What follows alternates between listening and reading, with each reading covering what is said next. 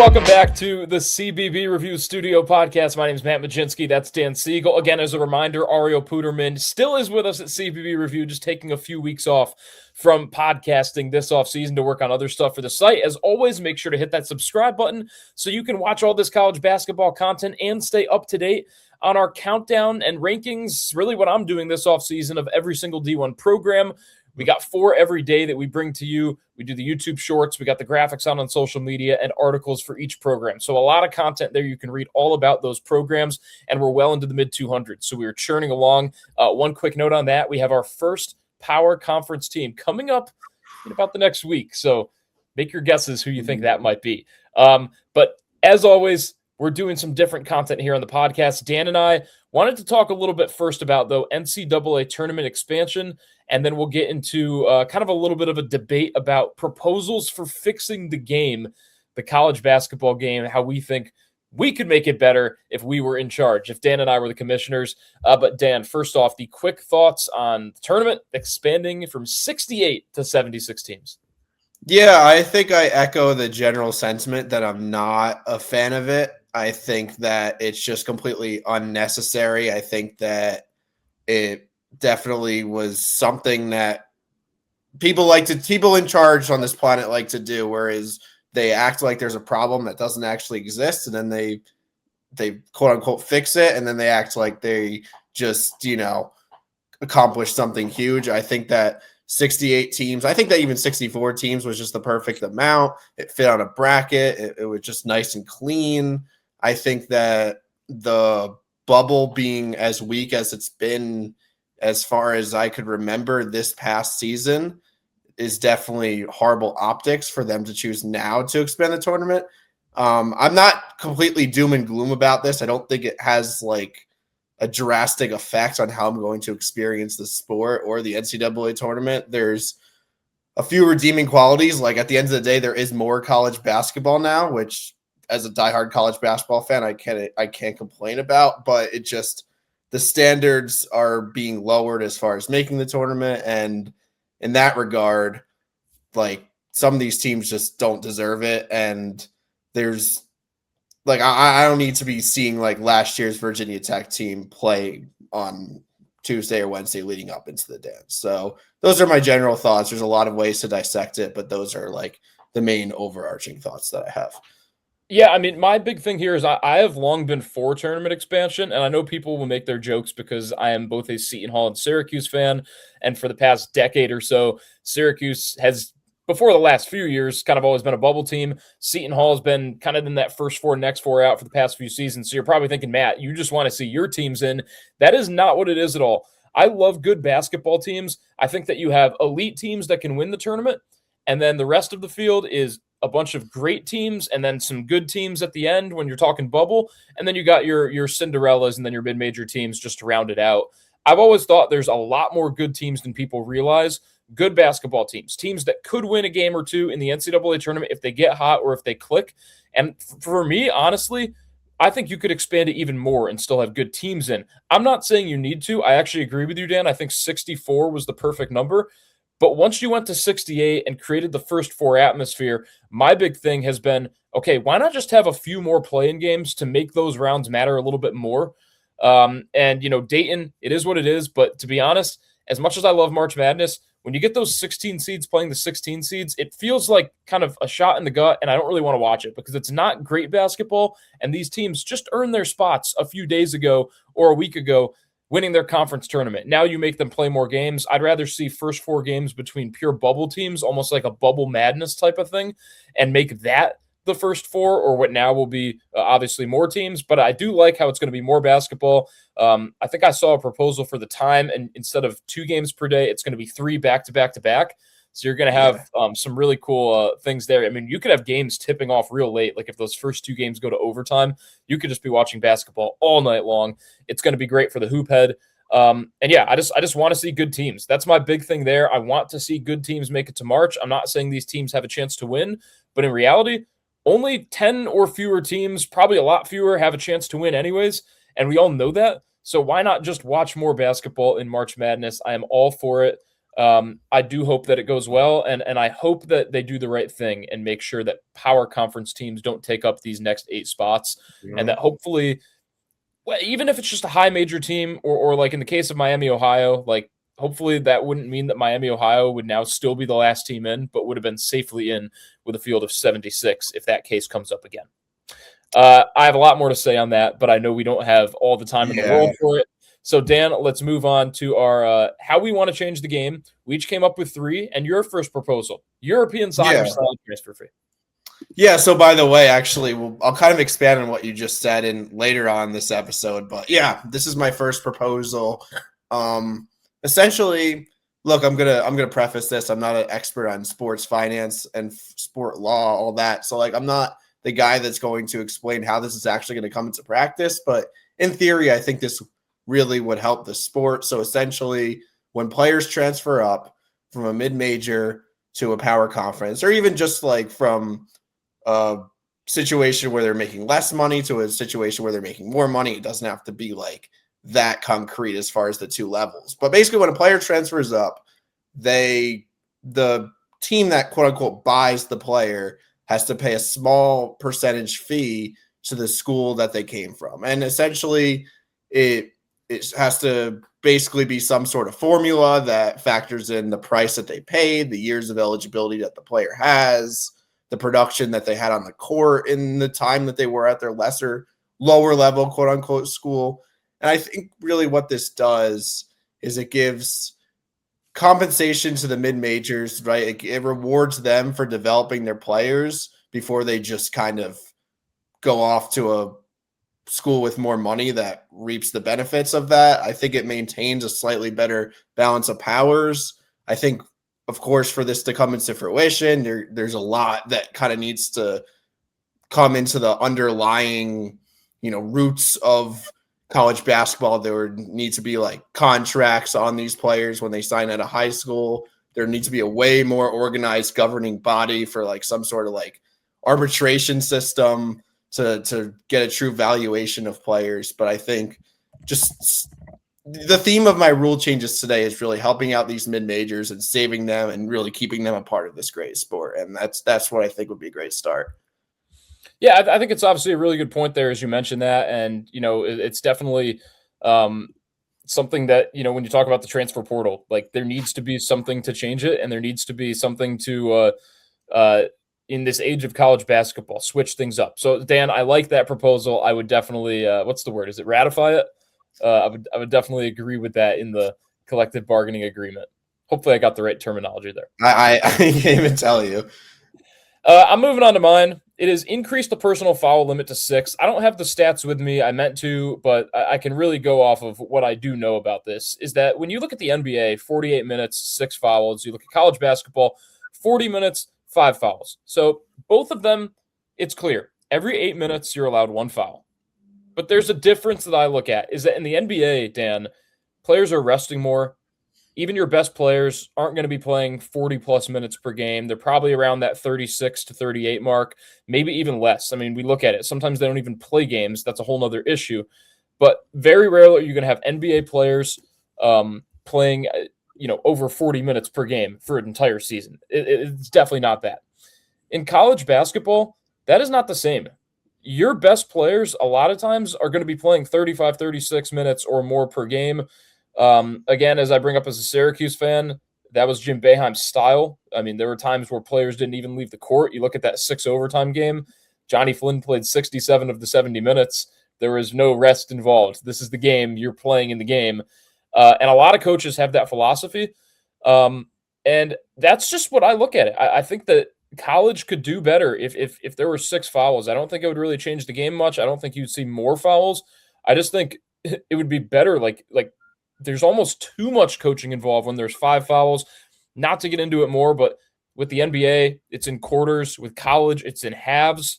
That has a little bit of a play into it as well because obviously you've got the media timeouts, but you want players on the court for a longer time, so there's more of a chance of fouling. I just think, Dan, that's a rule I've always thought. This would probably be the number one rule, so I'm glad we listed it first because I've always been in favor of this. Before you go to your proposal, would you yay or nay mine? I'm like so indifferent on that. I don't know. I like I've never had a strong opinion on it. So it's interesting that you do have such a strong opinion on it. But like I again, if with 5 fouls it just causes more strategy and more, you need to have more depth because you need backups that will be willing to you'd be willing to play in certain spots. But with 6 fouls, it's just you get your star players to play more. I don't think it makes such a big difference in how I'd experience a sport.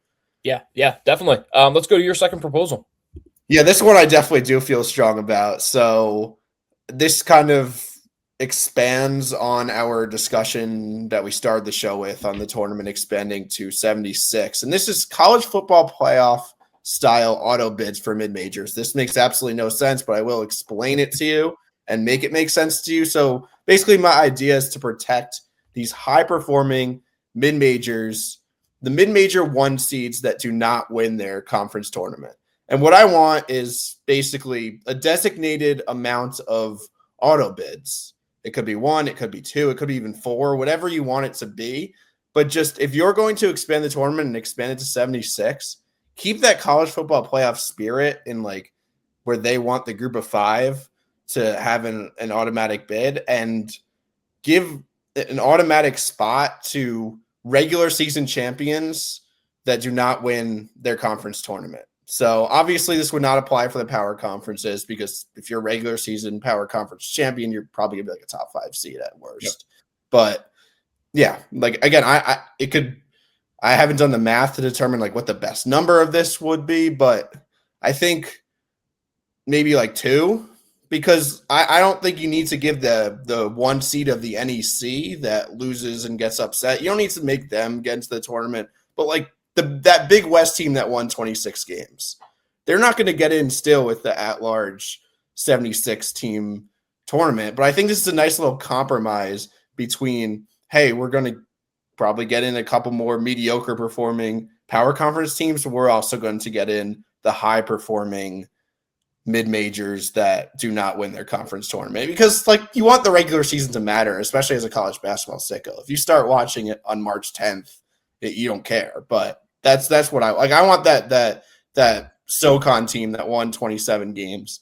I want them to get rewarded and get a chance if we're gonna have so many teams in. And I agree with you, and that's the big thing too, Dan. Is I would yay that as well. Like obviously, still only I believe it's 21% of teams in Division One are going to make the 60 or 76 team tournament. But you want to represent that full 100%, right? You don't just want to represent that small power conference selection. So this would really make sure that like, hey, this is all of college basketball. This isn't just an expansion for power conference, which we all know it is. But hopefully we can see that play out. I would yay that. I'm 2 for 2. You got me convinced, Dan. Commissioner Siegel. Let's see your next one. My next one, Dan, is re-staggering of March Madness slate. I'll be quick on this because, look, it's just very simple. We talked about it, I think, the past few years. Like, people have just noticed it more and more. Round of 64, it's perfect. Everyone loves it. The Thursday and Friday, it's staggered. Excellent throughout the day. And then the round of 32 comes, and it's the same weekend. And there's still a lot of teams, like obviously you know that like, okay, there's not 16 games, they're 8. So you notice it's a noticeable jump down. But why on earth do they play one game at noon, one game at 2:30, and then start going into games at 5 p.m.? Saturday, understandable. Sunday, I'll just say this, Dan.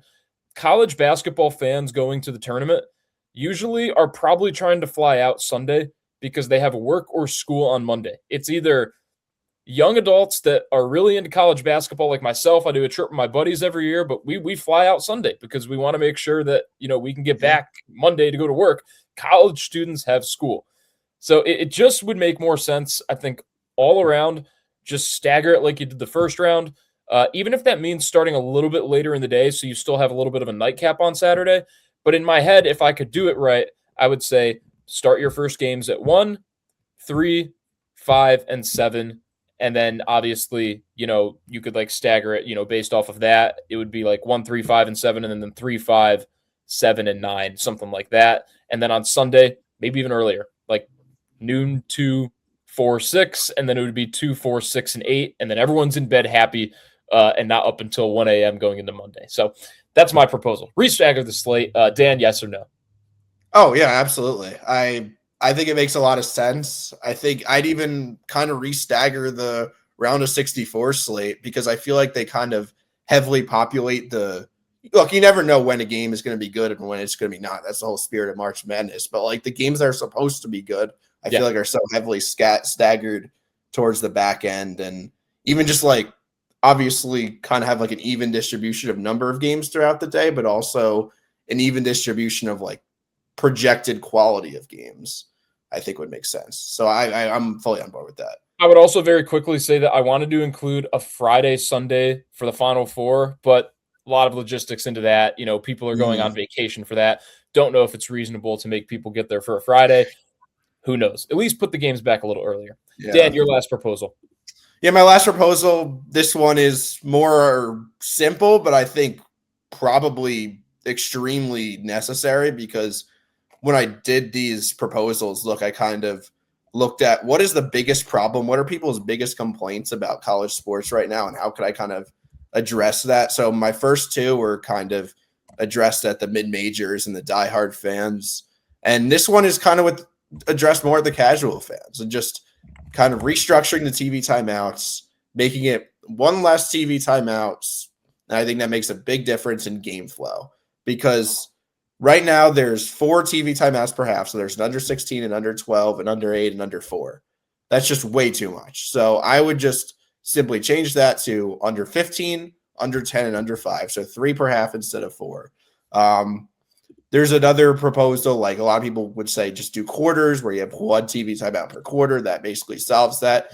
I don't like the quarters concept because then you're kind of taking away the single bonus. And I think having the single bonus, the 1-and-1 free throws, is just so valuable in creating chaos in college basketball situations. So I avoid quarters at all costs, but just fewer timeouts. Either that, or you could just add this slight iteration that any team timeout. So, like if a coach takes a timeout, any of those taken within 30 seconds of a TV timeout overrides that TV timeout. So, in other words, if there's a timeout like at the 16:22 mark, right, and then you play 22 seconds of basketball, the ball goes out of bounds. You have another time like that is so frustrating. So, avoiding that. If you take a timeout that overrides the next TV timeout, like that would really just change the game flow. I think the last 2 minutes of college basketball, they've kind of fixed that to a certain extent. It kind of needs to be slow and choppy because like you need to make sure you get everything right. But in this case, like the beginning of games, especially the first half, I think there's just a little bit too many TV timeouts. So just make that slight tweak would make a big difference. Yeah, I agree too, especially from working in sports. Like media timeouts are needed, but even then, like they're just too many. And that's even when I used to like I'd be running over. This is actually a cool little story. I'd be running over the papers at the media timeouts to like Bill Raftery and Gus Johnson. Oh wow. That was part of what we had to do at Seton Hall here and there. And it's just like too much almost. Like even for something like that where it seems very important, it's just happening all the time, especially in the second half with the 5 of them. So Dan, I agree on that.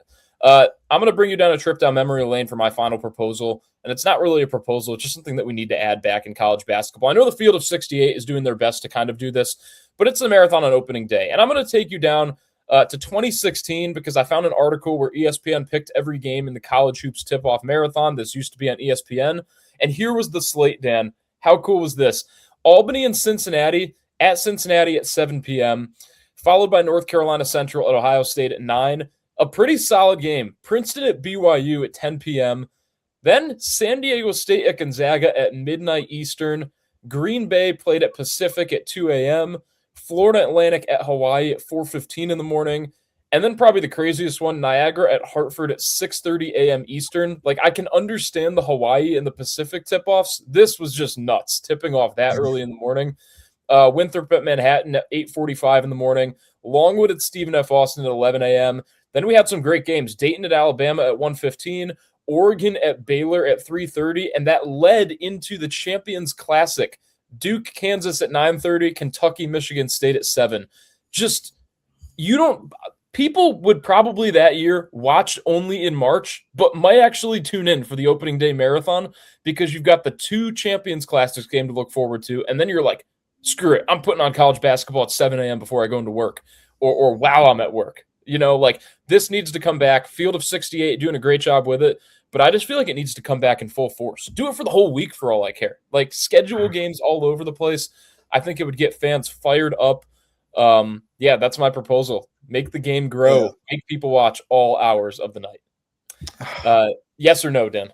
Oh yeah, I mean, yeah, sure. I know there's going to be sickos out there that are literally going to like completely ruin their sleep schedule, just take off of work and watch all 24 hours. So you're going to get that as well. But I also now know there's different time zones. So like being 3 hours earlier, if it's 2:30 at night, well, that's actually 11:30 Pacific time. So that's not so bad. Now I have something to watch. Like usually in Pacific time, sports end at like 8 or 9 o'clock at night. And, I think that would, yeah. I mean, I think that's more designed for the diehard than the casual. I think we kind of had a little bit of both in our rule proposal changes, but sure. I love that. I love that. All right. Well, hey, all I'm saying is we might be kind of like the lead people at College Basketball Review. I'm sure Ariel would be on board with this as well. And hey, we can propose this to the powers that be and take over college basketball, make it good, forthcoming. So Dan, I appreciated your proposals. This was very fun. For everyone listening and watching, make sure to comment what you thought of our ideas. And we will talk to you next time on this podcast. Thanks for watching and listening.